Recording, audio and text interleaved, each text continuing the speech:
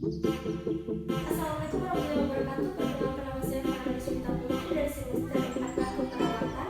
Podcast Kemenkes Ternate. Di sini saya akan menunjukkan beberapa video tentang standar operasional prosedur pemeriksaan.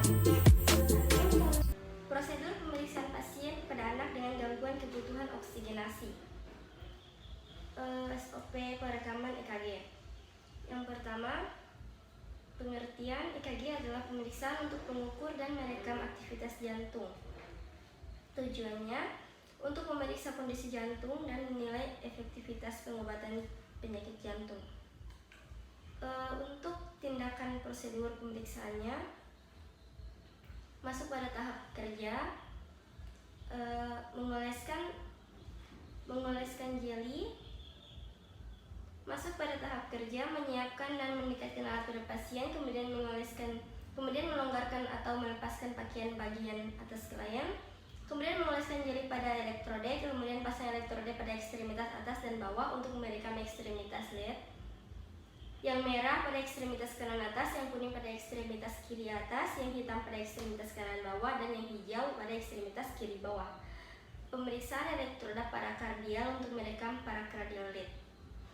Pemasangan V1 pada interkostal keempat garis sternum kanan, pasang V2 pada interkostal keempat garis sternum kiri. Untuk yang pasang V3 pada pertengahan V2 dan V4, V4 pada interkostal kelima pada midclavicula kiri, V5 pada garis aksila anterior, dan pasang V6 pada pertengahan aksila sejajar V4. Kemudian hidupkan mesin elektrokardiogram. Kemudian lakukan pencatatan identitas klien pada EKG. Kemudian lakukan kalibrasi dengan kecepatan ml atau detik. Kemudian lakukan perekaman sesuai order. Setelah itu matikan EKG dan lepaskan elektroda pada tubuh klien. Setelah itu bantu klien memakai pakaian kembali dan masuk pada tahap terminasi untuk evaluasi perasaan klien. Kemudian catat tindakan pada lembaran keperawatan.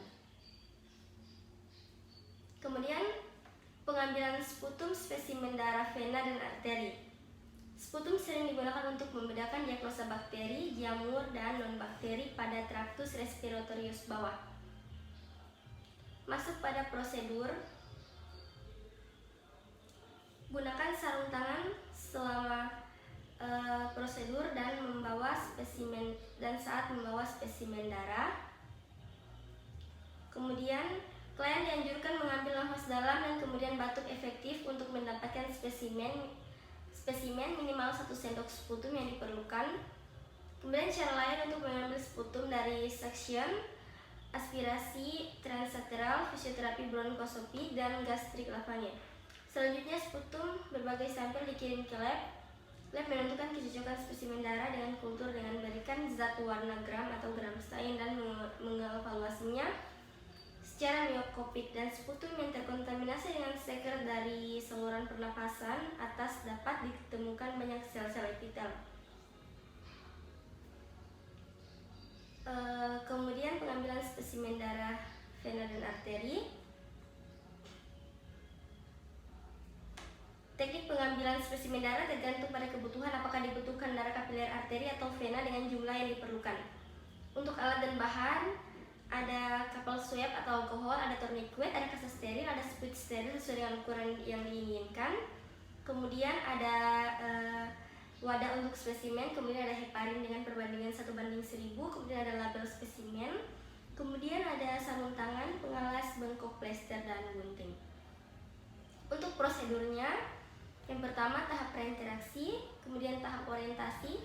Langsung saja masuk ke tahap kerja.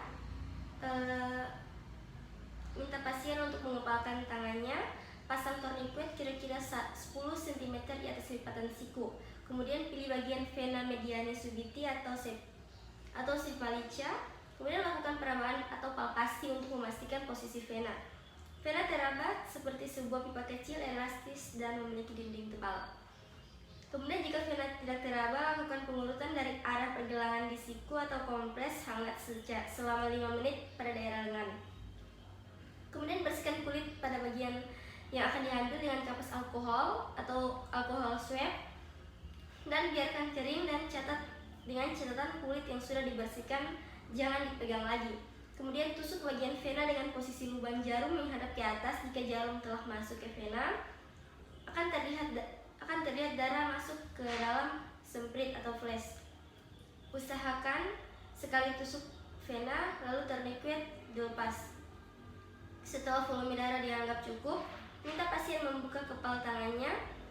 Letakkan kapas di tempat suntikan lalu segera dilepaskan atau tarik jarumnya.